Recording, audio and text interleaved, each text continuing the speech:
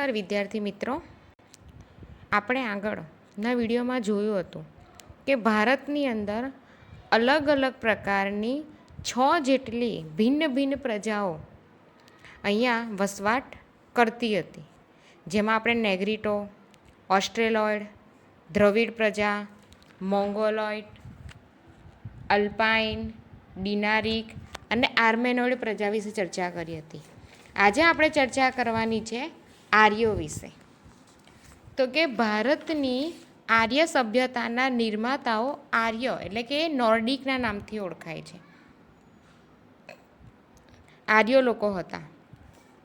પ્રાચીન કાળમાં હિન્દુઓ જે હતા એ આર્ય તરીકે ઓળખાતા હતા અને તેમની જે મુખ્ય વસ્તી હતી એ આર્યાવર્તના નામથી ઓળખાતી હતી. પ્રાચીન સમય એટલે કે જૂના સમયમાં પ્રથમ આર્ય વસ્તી વાયવ્ય ભારતમાં હતી. વાયવ્ય ખૂણો એટલે કે આપણે જ્યાં અફઘાનિસ્તાન અને પાકિસ્તાન જે દર્શાવીએ છીએ તે જગ્યા ઉપર આર્ય વસ્તી જે ભારતમાં વસતી હતી. ત્યાં 7 મોટી નદીઓ વહેતી હોવાથી તેને સપ્ત સિંધુ નામ આપવામાં આવ્યું હતું. ઉત્તર વૈદિક કાળમાં આર્યાવર્તનો પૂર્વમાં મિથિલા એટલે કે બિહાર સુધી, દક્ષિણમાં વિંધ્યાચલ સુધી તેનો વિસ્તાર હતો. એટલે કે ઉત્તરમાં આપણે જોઈએ તો બિહાર સુધી અને દક્ષિણમાં વિંધ્યાચલ પર્વતમાળા સુધી તેનો વિસ્તાર આપણને જોવા મળે છે. અન્ય સમકાલીન પ્રજાઓ કરતાં વધારે વિકસિત હતા. એટલે કે તે સમયે તેમની સાથેની જે બીજી પ્રજાઓ હતી તેના કરતાં આર્યો વધારે વિકસિત હતા.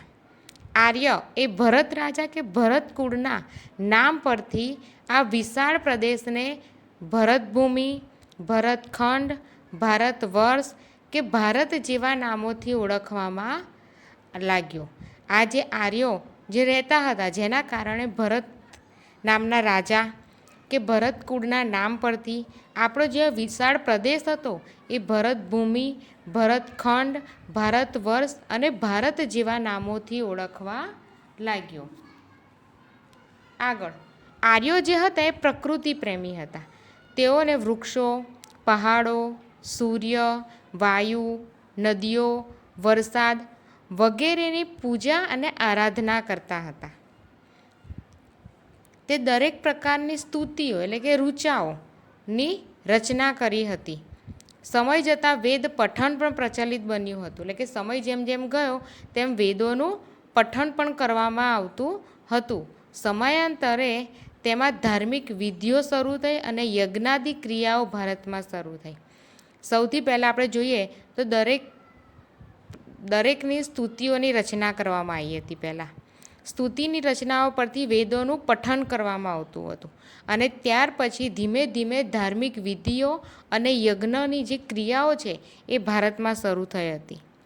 ભારતમાં આવેલી વિવિધ પ્રજાઓની સંસ્કૃતિ જે હતી જે વિશિષ્ટ તત્વો અપનાવી એકબીજાની અંદર સમન્વયથી સંસ્કૃતિનું સર્જન થયું. એટલે કે ભારતમાં જે પણ વિવિધ પ્રકારની પ્રજાઓ આવી હતી આ વિવિધ પ્રજાઓ જે હતી એ એકબીજાની અંદર જે વિશિષ્ટ તત્વો હતા એકબીજાના જે વિચારો હતા આ બધાની આપલે કરીને તેમને આપણી સંસ્કૃતિનું સર્જન કર્યું છે.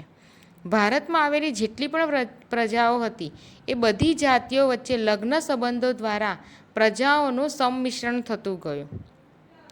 બધાની એક વિશિષ્ટ રહેણીકરણી, ભાષાઓ, વિચારો, ધાર્મિક માન્યતાઓ આ બધાનો પણ સમન્વય થતો ગયો.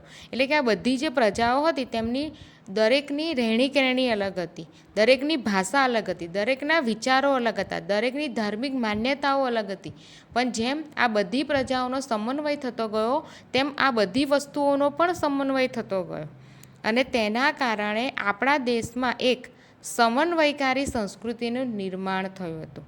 આ બધી જ વસ્તુ ભેગી થઈને આપણા ભારતની સંસ્કૃતિનું નિર્માણ થયું હતું અને તેના કારણે જ ભારતને ભવ્ય અને સમૃદ્ધ વારસો મળ્યો હતો. જે વારસો આપણને આ પ્રજાઓ દ્વારા આપવામાં આવ્યો હતો. ભારતમાં ભાતીગળ સંસ્કૃતિનો વિકાસ થયો. એટલે ભારતની કોઈ એક જાતની સંસ્કૃતિ નથી, ભાતીગળ એટલે કે અલગ અલગ જાતની સંસ્કૃતિનો વિકાસ થયો હતો. આમ પરસ્પર આ પ્રજાઓ એકબીજામાં ભળી ગઈ હતી. કોઈ પ્રજાનું પોતાનું સ્વતંત્ર અસ્તિત્વ નહોતું અને તેના કારણે આપણે એવું કહી શકીએ છીએ કે ભારતીયકરણ થયું હતું. આગળ જુઓ, ફરીથી જોઈ લો આર્યો. તમને આર્યો વિશે પરિચય આપો એવો પ્રશ્ન પૂછી શકે છે. તો આર્ય સંસ્કૃતિ અને સભ્યતાના નિર્માતાઓ હતા. તે નોર્ડિકના નામથી પણ લોકો તેમને ઓળખતા હતા. પ્રાચીન કાળમાં જે હિન્દુઓ હતા તેમને આર્યોના નામથી ઓળખવામાં આવતા હતા. અને આ આર્યો જે વસ્તીમાં રહેતા હતા, જે પ્રદેશમાં રહેતા હતા, તે પ્રદેશને આર્યવર્ત નામ આપવામાં આવતું હતું. અને અન્ય સમકાલીન પ્રજા કરતાં આર્યો વધારે વિકસિત હતા. અન્ય પ્રજાની સંસ્કૃતિઓના ઉમદા તત્વો અપનાવીને એક સમન્વયકારી સંસ્કૃતિનું સર્જન કર્યું હતું. આપણે હમણાં જ જોયું કે દરેક પ્રજાના જે વિશિષ્ટ તત્વો હતા તેમને અપનાવીને આપણે એક નવી સંસ્કૃતિનું સર્જન કર્યું હતું. આર્યો એ પ્રકૃતિ પ્રેમી હતા. તેમને વૃક્ષો, નદીઓ, પર્વતો, સૂર્ય, વાયુ, વરસાદ દરેકની પૂજા અને આરાધના કરતા હતા. તેમને પ્રકૃતિઓ માટે સ્તુતિઓની રચના કરી હતી અને તેમાંથી જ વેદ પઠન, યજ્ઞ, આ બધી ધાર્મિક પ્રક્રિયાઓ ભારતમાં શરૂ થઈ હતી. આર્યોની મુખ્ય વસ્તી જ્યાં રહેતી તેને આર્યવર્તના નામથી ઓળખવામાં આવતી હતી. અને આ આર્યો ભારતના વાયવ્ય ખૂણામાં રહેતા હતા. ત્યાં 7 મોટી નદીઓ વહેતી હોવાથી તે પ્રદેશને સપ્ત સિંધુના નામથી પણ ઓળખવામાં આવતું હતું. આર્ય રાજા ભરત કે ભરત જાતિના નામ પરથી આપણો દેશ ભરતભૂમિ, ભરતખંડ, ભારત વર્ષ કે ભારત જેવા નામોથી ઓળખાવા લાગ્યા. આગળ હવે આપણે જોવાનું છે વારસાનું જતન અને સંરક્ષણ. હવે આપણે એ તો જોયું કે ભારતનો સાંસ્કૃતિક વારસો, જેમાં આપણે પ્રાકૃતિક પણ જોયો અને સાંસ્કૃતિક પણ જોયો. પણ હવે વારસો આપણને મળ્યો છે તો આપણે તેનું જતન અને સંરક્ષણ પણ કરવું પડે, તેની સાર સંભાળ પણ રાખવી પડે, તેનું રક્ષણ પણ કરવું પડે. આપણે ભારતના વારસાની દરેક બાબતોએ ભારતને રળિયામણું, નયનરમ્ય અને નયન એટલે આંખોને ગમે તેવું અને આકર્ષક બનાવ્યું છે અને ભારતને ગૌરવ અપાવ્યું છે. અને આ વારસાના કારણે જ આપણને વિશ્વમાં ગૌરવભર્યું સ્થાન પ્રાપ્ત થયું છે. કેમ? કારણ કે બધા જ સંસ્કૃતિ કરતાં આપણા દેશનો વારસો કંઈક અલગ છે અને એના કારણે આપણને આ વારસાના કારણે જ ભારતને આખા વિશ્વમાં એક અગ્રીમ સ્થાન આપવામાં આવ્યા છે, આગળ પડતું. અને આ વારસાને આપણે સાચવવું એ આપણી દરેક નાગરિકની પ્રાથમિક અને પવિત્ર ફરજ છે. તો આ ઐતિહાસિક જે મૂલ્યો છે, જે વારસાઓ છે, તેને નુકસાન ન પહોંચાડવું જોઈએ. તેના જતન માટે આપણી જે મૂળભૂત ફરજો છે તેની અંદર ફરજો દર્શાવવામાં આવી છે. જેમ કે બંધારણના અનુચ્છેદ 51 કમાં ભારતના નાગરિકની જે મૂળભૂત ફરજો છે દર્શાવવામાં આવી છે. 6J અર્થાત 6, 7, 9 એમાં દર્શાવ્યા પ્રમાણે આપણી સંસ્કૃતિનો સમૃદ્ધ વારસો છે એનું મૂલ્ય સમજીને આપણે તેની જાળવણી કરવી જોઈએ. આપણને એનું મૂલ્ય ખબર હોવી જોઈએ કે આપણને વિશ્વમાં અત્યારે આ વારસાના કારણે જ આપણે જાણીતા છીએ. જે જંગલો છે, તળાવો છે, નદીઓ, વન્ય પશુ પંખીઓ સહિત આપણે કુદરતી પર્યાવરણનું જતન કરવાનું છે, એની સાર સંભાળ લેવાની છે અને એની સુધારણા કરવાની છે. સર્વજીવો પ્રત્યે અનુકંપા રાખવાની ફરજ છે. સર્વજીવો છે અનુકંપા એટલે કે દયા રાખવાની છે. જાહેર મિલકતોનું રક્ષણ કરવાની અને હિંસાનો ત્યાગ કરવાની ફરજોનો સમાવેશ કરવાનો. જે જાહેર મિલકતો છે, જાહેર મિલકતો એટલે કે જેની અંદર બધાનો જ હક હોય, એ જે જાહેર મિલકતો છે એનું રક્ષણ કરવાનું છે અને તેમાં જે હિંસા હોય તેનો ત્યાગ કરવો એ આપણી મૂળભૂત ફરજ છે.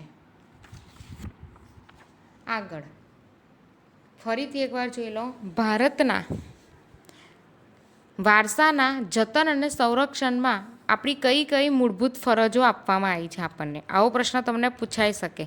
તો કે આપણને બંધારણના અનુચ્છેદ 51 કમાં બંધારણના નાગરિકની મૂળભૂત ફરજો દર્શાવી છે. 6J એટલે કે 6, 7 અને 9 પ્રમાણે આપણા સાંસ્કૃતિક વારસાનું જતન આપણે કઈ રીતે કરવું તેની ફરજો આપવામાં આવી છે. જેમાં આપણા સાંસ્કૃતિક વારસાનું આપણે મૂલ્ય સમજવું જોઈએ અને તેની જાળવણી કરવી જોઈએ. જંગલો, તળાવો, નદીઓ, સરોવરો, વન્યજીવો, પશુ પંખીઓ સહિત પર્યાવરણનું રક્ષણ કરવાનું છે અને બધા જ જીવો પ્રત્યે આપણે દયા રાખવાની છે. હિંસાનો ત્યાગ કરવાનો છે.